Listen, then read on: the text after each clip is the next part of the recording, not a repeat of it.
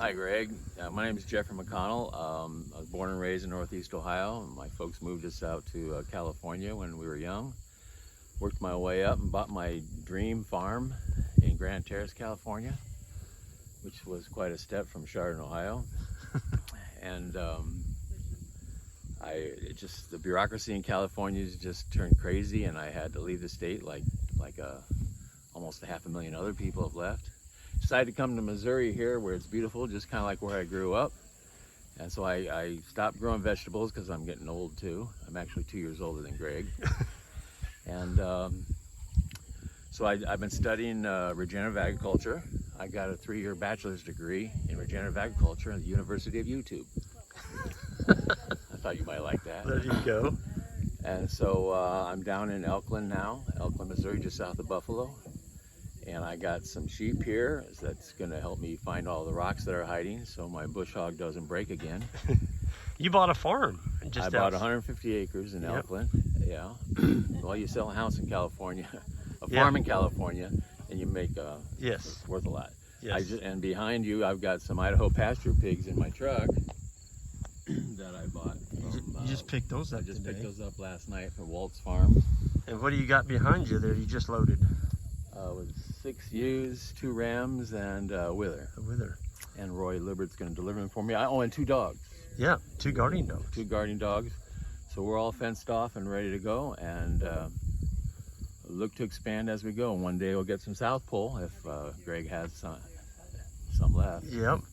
We can probably fix you up down the road. Well, I haven't walked the perimeter fence. It's there, I just haven't walked it yet. So I'm going to walk it and get some timeless fencing and set myself up.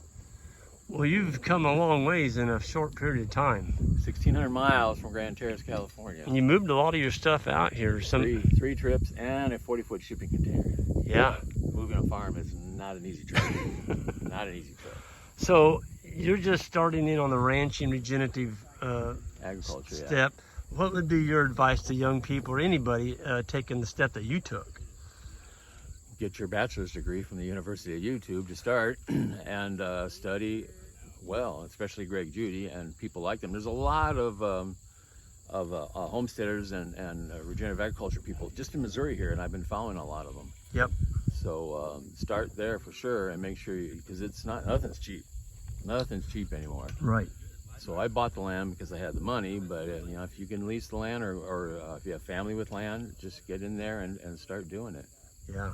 Start small. Yeah. Any business is always start small. And the reason for that? Well, if you make mistakes, they're smaller mistakes instead of big mistakes. It doesn't hurt as bad. No, it doesn't hurt as bad, and you don't go belly up. So always keep reserves. That's another thing I've learned in real estate is always keep reserves. Yeah. That's for the hard times. So that's what I'm getting ready for, the hard times. Well, you're bringing back a bale-in roller. Oh yeah. Well, you got in before the price increase. So dang near a year ago, I think I bought it. Yeah.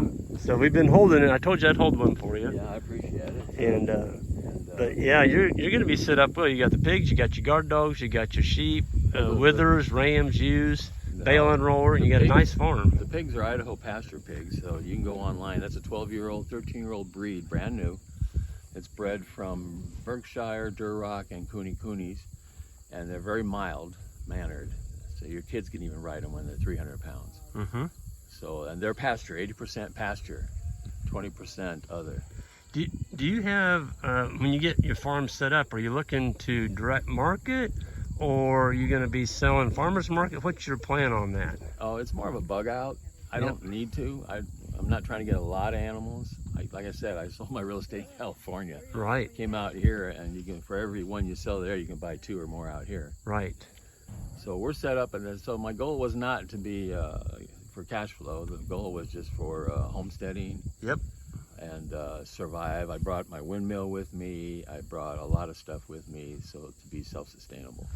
And that's really the goal. I think you're right on. There's a lot of people in your shoes wanting to control their food supply. Food supply, and in California, there's no water. Yeah.